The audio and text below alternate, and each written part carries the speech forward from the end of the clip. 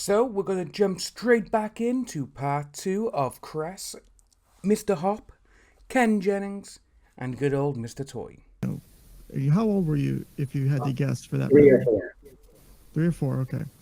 And maybe first, I five. want to say I'm sorry for any abuse you had to deal with as a child, and a child should have to go through that. It's an abhorrent thing for anyone to deal with, and I deal with that too much in my profession, and it's a horrible thing. I hate hearing it.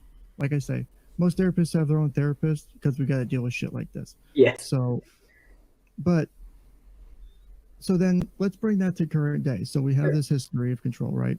Yep. We can see why there's the need for control between mom's influence on that and dad's Mm-hmm. dad wanting control over things. Yep. And that mirroring. And so bring that to today. How does that impact what we've done for the last 16 months or so? So that has been a huge growing experience for me because at the beginning, I felt like we were under constant attack. You know what I mean? I didn't know the internet. I didn't know how Twitter worked. I didn't know how YouTube worked. I didn't have a very big social footprint. And so when it first started, I think people were terrified. They didn't know what was going on. And so they were just chiming in, not realizing that there was multiple people chiming in at the same time and saying close to the same message. So it sounded like, and I told this on the last podcast we were on, that it resembled or gave you the feeling of like the movies where they show a schoolyard of kids circling around a kid who's getting bullied or in a fight, and like yelling, fight, fight, fight. That's what it felt like. And so I'll be honest, all the work I've done at that point, there's some times where I'm like, I want to do bad things. And what's a bad thing then? What was a bad thing? What would be a bad thing you'd want to do? Are we talking about self-harm? Are we talking about harm of others? Not me. Yeah. Harming others. That's the part of where the regretful stuff that I have done in the past is I've been very violent. And that's the part where kind of like, it's like, the saying about the two wolves, like whichever one you feed is the better, that grows. That was a period of time where I had to learn to starve that other side. Because I'll be clear, I'll be honest, if Nick was in front of me, I would have fucked his ass up. And people might think I'm a joker and I don't do this stuff. Cool, think about it. But that was me being my old self, right? Not controlling my emotions. And we can only control how we act, react, and communicate, right? So I was in a sense, looking back on it, I was allowing other people to control me. And that is unfortunate and it's regrettable. And even till sometimes I get pissed off, but it's about the process. But when I say bad, I'm talking, as a therapist, seeing my stuff, you know what I'm talking about. So was this something where we wanted to lash out against people near us? Like, would this have been, like a hurt someone like close by, or would it be like, I want to seek out these people of contention? Like I would want to seek out Nick, for example, or I want to seek out these people online who are talking shit about me, kind of thing. Is that what we're talking about for the targets of the feeling? Okay. Correct. Just to clarify. People online, like I know where you live type stuff. Like, okay. To let them feel an ounce of fear that they put into me and take back that control. So that was the part that I struggled with because everybody doxed me and thought that they had anonymous accounts and shit. But then I did a little bit of research and realized that there's stuff called metadata and all this other stuff. So I'm like, okay, let's just put this on the other foot and I'll find out where you fucking live and where your grandmother lives and everybody else.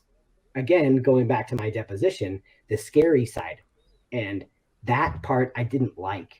And I had to address that shit quick because feeding that side of me that likes to take control and likes to scare people, because when ultimately it was actually me who was afraid. My fiance was at risk.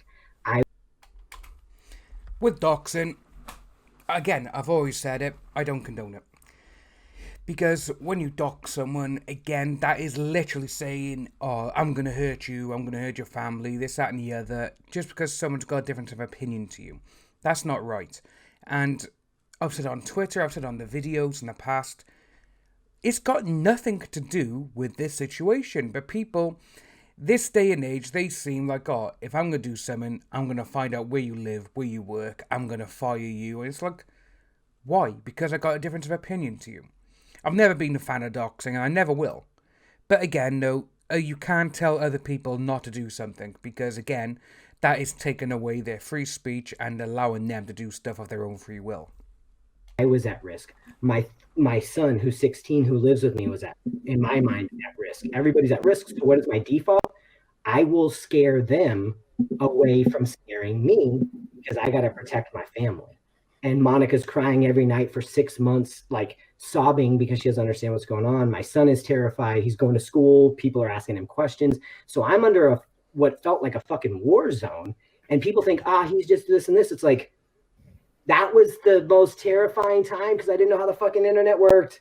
And now I know it's a bunch of bots and idiots in their grandma's basement, doing stupid shit and asking for Hot Pockets. I'm like, fuck it, go ahead and scream on Twitter. I'm never going back. I got suspended, But then occasionally I'm like, fuck it, I'll have fun and insult these people. But then it's like, even now, I struggle with that stuff because I'm a human, So let me ask this then. Mm-hmm. If these people are coming at you with this type of emotion and this type of anger, or whatever their reason is for it, do you know where it's coming from?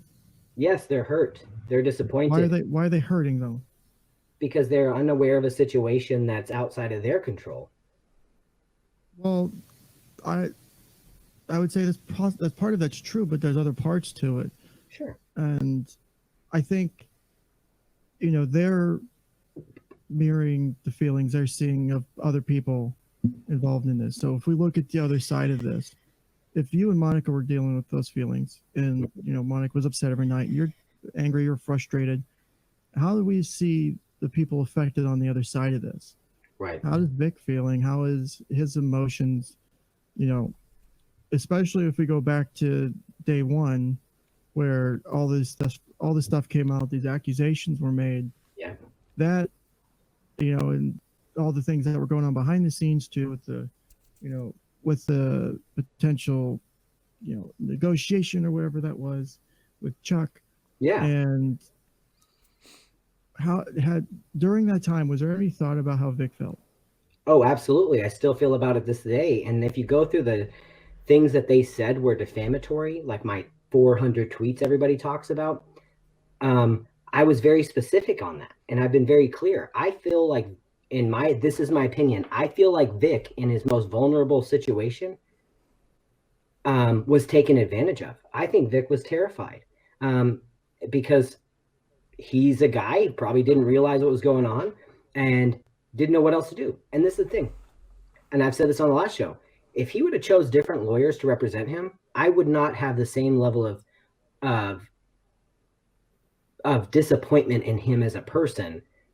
But I think he chose the people that gave him a yes when he should have chose people that would have given him better instruction. I have lawyers.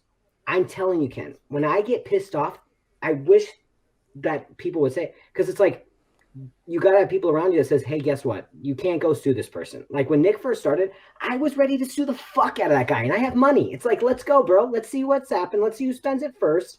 So why can't Vic sue him? I'm not the guy that should do that because then I'm exactly how I don't like. So it's literally, he's going back there. I got more money than you. Let's go. Let's see. To me now, on this podcast, he is completely different to what he used to be on the last podcast.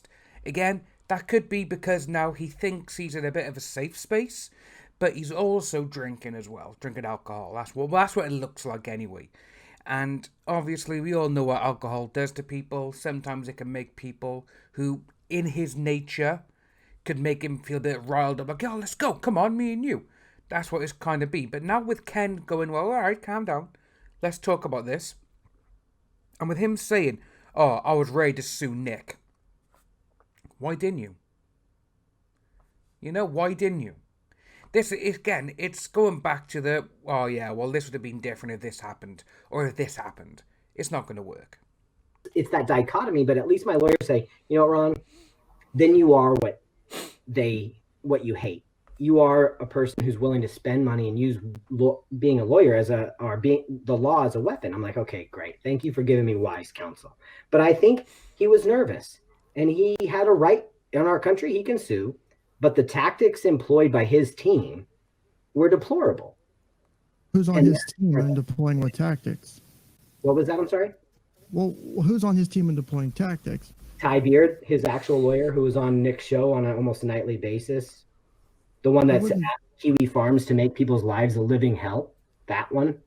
Or the guy that admitted to sending confidential information that was an agreed upon situation with the videos, which I'm okay with the videos at this point because Nick already leaked them after Ty admitted it. But those videos were actually, there was an agreement that no party to the lawsuit was to release those videos unless it was agreed upon, which we had that set up that it was not supposed to be sent out. Ty admitted to sending those videos, right? So that those tactics, smoking cigars with your lawyer, and I know people say, oh, that's not a big deal, but it sends a message. If my lawyers were going on TV, I pay them. They work for me. If they were going on a nightly thing, talking about all this stuff, making me look like an idiot, you better believe I would confront them, and I would say, hey, the actions of my lawyers are not my opinion. I completely disagree with them, but that never happened. Well, I'll just jump in briefly. Okay. Sorry, I'll let you continue, Ken. I'll jump in very briefly. I've only had to sue one party, and that was because of an injury. It was previous landlords that I've had to sue. I, as a plaintiff, someone who has had to take someone to court before, I shopped around for the best lawyers that were enthusiastic about my case and that sold me on their ability, and I let them do their thing. Like I didn't go in, I didn't obsess about what they were doing. They would give me updates, they would ask me questions, but I was hands off. Like I'm not a lawyer. As much as I know a little bit about the law, I'm not a lawyer. I let the experts do their thing. So is it really far-fetched to think? Is it that much of a stretch to think that Vic just put the case in Ty Beard's hands and just let him do it while he was focusing on other stuff? Ken, are you wanting to chime in on that, or? No, that's fine. You can give your response to that if you need to. Perfect. Yeah. Now, while I agree with you in that situation that it's an injury, and it probably didn't have a lot of social impact, right? Like, was it covered on social media? That particularly wasn't, but it did upheave my life, right, in a certain way. So in this situation, I find that it's because I went through a lawsuit where our old apartment had black mold, and we had to sue them because they wouldn't remediate, and that was a completely different level of lawsuit. While the lawyer on their side was, she was aggressive, but it's understandable. She's trying to represent her client. Now with this lawsuit, it's very public, right? Mm-hmm. There's two public figures in a heated situation with. So he is actually saying that Monica is a public figure. They've said up until this point, no, she's not. Vic is though, but Monica and all these people aren't.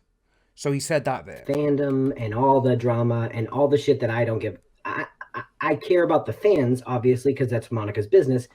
But I'm not an anime actor. I have no involvement in Funimation. I don't give a fuck about the company. Like, it's none of my shit. Like, I do loans. Like, that's my business.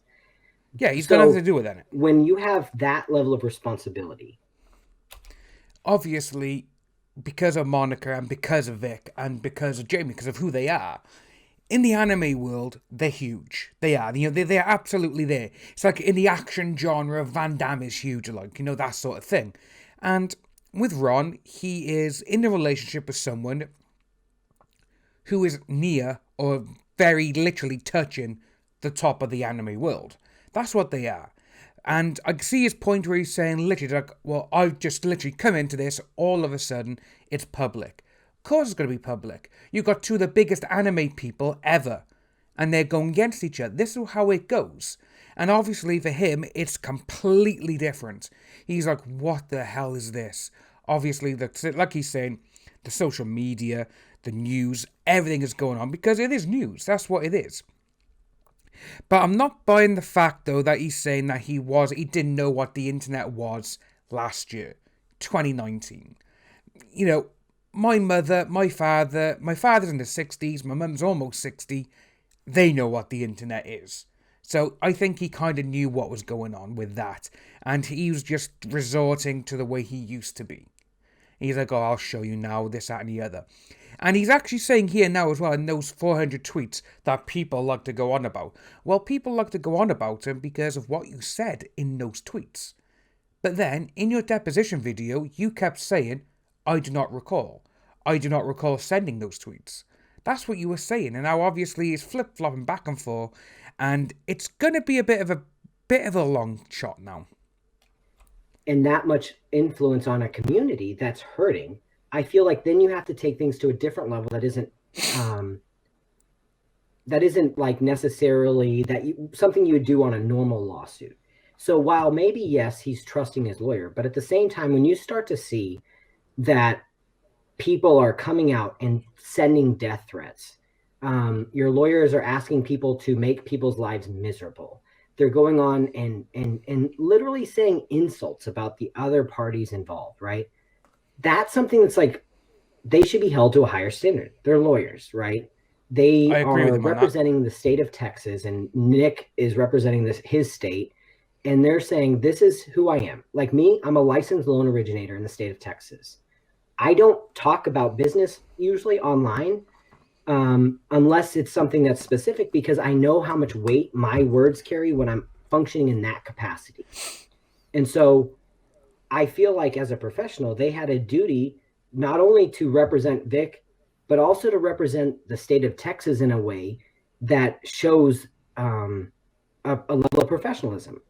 And so when they go online and ask for people to be harassed and doxxed and continue to hurl insults about cuck and beta, like all this stuff, it's like, it doesn't advance the cause for the person they're representing, right?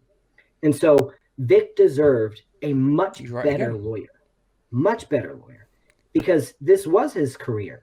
And I am my full opinion about this is that if he would have chose better counsel, the result would have been the same. He would have lost, but at least he wouldn't be destroyed. But when you go back and look at Vic's videos, and that's opinion, I can see that Cress is a little upset, or confused. But if you go back and look at it, and I'd love to debate this topic, his videos have hundreds and hundreds and hundreds of thousands of views, right? So if you have hundreds and hundreds of thousands of views, how can you say one thing damaged more than the other? So my comments that they say that came out when he's doing videos that they put in a part of the lawsuit that have 1, maybe 2 likes, 0 impressions, really, is more damaging than the guy that's going on, has 200,000 views, and is saying the word rape when we never mentioned it. And actually, I've clarified that what he did wasn't rape. And so it's like, this is the part where it's like, it's frustrating in a lawsuit, because it's like, I want a fair fight, but I feel like we're fighting, somebody who's got his hands tied behind his back and is like hogtied and getting destroyed by his own team. Well, and a couple of things that I do want to touch on there, because this is one thing I do know, that there is a difference between Canadian law and American law, like the court systems, is that the Canadian system does actually have a requirement for decorum, whereas as far as I'm aware, it might be in a couple states in the U.S., but the U.S. does not have that same requirement. Yeah. So, again, playing within the rules of the system, I understand the frustration, but from what I'm seeing, Ty and his team were playing within the rules of the system that they're in right now. We'll see. So, yeah. As frustrating as it is, I get it. They're trying to win. They're trying to do everything they can to win. So, yeah, I can't really fault him for that. In terms of Vic's success, I think that's where the nuances of law come into play, right? Yes, you may have 1,000 people. For example, let's just take a slice of what's going on with the riots and stuff right now, right? 1,000 people could line up and punch somebody in the head, right? It doesn't matter about the 999 people that did it before. It's the one person that killed that struck the killing blow They're the person that's most responsible. You can make an argument that the other 999 people did most of the damage, but when it comes down to law, it comes down to the timing and who struck the final blow. Right. So when you're looking at it from this perspective, Vic might have had a bunch of people out there from decades or years ago that said things true or false about him. And he might have had a bunch of videos out there that had tens of thousands of views. But the fact of the matter was, it was this timing, and the situation that happened around this time, we have to look at what sparked that. Now, obviously, I don't know, and I can't say one way or the other what the reason was for cancellations and the losing of this and that. That's up to people smarter than I am. But that's something that's still ongoing right now. But when you look at it that way, I get it. It's frustrating. I get that it's really, it feels like it's unfair to be burdened with that because when there's other people out there that have done a similar thing and they're not being held accountable for it. But you have to look at the timing as well. And that's a fair point. But the thing is, with law here in Texas specifically, and in general with defamation law, the history of the 99 punches do come into play. Because it's like when you have a diminished reputation already, that's where when you get into winning a defamation case, it becomes unwinnable. And that's where he got misled because he inserted himself into the debate. It automatically makes him a public figure, kind of like what Ken pointed out when he gave that evaluation of why I wouldn't be successful if I sued. He's saying now, he goes, the reason that he's a public figure is because of this. But you said earlier, Monica's a public figure as well. So you wouldn't really say because of what Vic has done, Monica's a public figure just by that means. They're both public figures. I don't care what anyone says. They are, just because in anime, they are celebrities. They are. And when you go to conventions, anime conventions, people know who he is. People know who she is. They line up. They go to them. They want to get their autograph or photos or whatever. So they are known inside the anime industry. Excuse me. And when you look at certain things, it's like, yes, they are. This has happened. But again, no, it's he said, she said. It's going back to what I said last time. It's almost like that's all I'm going to be saying now is he said, she said. No one's really going to know. And seeing how the way Ron is kind of... He is having his say, which is great, is that he's saying what he's been thinking and everything else. But it's almost like now he's actually had time to think. Like, right, okay, I'm going to go on, I'm going to say this, I'm going to say that, I'm going to get this out, I'm going to put my point across for this, my point across for that. And it's gone really well so far for him, because a few things he said, I'm like, yeah, okay, I can understand that, I agree with you on that. But some things I'm a bit like, no. But like Cress said, though, the way that Toye has been acting, he's acting within the boundaries of what he's allowed to do. So that's that. People may think it's bad, but he's doing what he is, and he's doing it within the law. Sued him. And so that's where I feel like Vic was wronged, because he has for years had this reputation, and he's addressed it himself in countless videos. And when you have that, you can't say that one specific thing or 400 things from me caused anything. When you have 10, 20, 15, however many years of other people saying things, and then himself actually saying things, plus the apology letters, right? And what's interesting, if you actually look at the timeline, if you look at his apology letters when they were published, I'm not going to say what happens, but I challenge you guys with an open mind. Go back to the dates the apologies were posted, and then the dates that correlate with the cancellation. Watch what happens. And that's the thing that people want to point in all of these things. His stuff has come out online for years, but he never really came out and said, yes, this. What he's saying about there is there was a blog that was going on saying that a lot of people were sending in stories about Vic and everything else, that things were happening. But then the actual owner of that blog deleted the entire segment, got rid of everything, done everything he could just to basically wash it away. And now they're like, oh no, because that person actually came out and said, yeah, actually a lot of it was made up. So, again, it's going back to he said, she said. People have known this for ages. But the people who were against Vic now, last year and the year before, they were against him. But what I'm going to do, I am going to end the video by here because we are getting on a little bit. So if you are new to the channel, please like and subscribe. Hit that notification bell. Leave a comment down below. And I'll see all you wonderful people soon.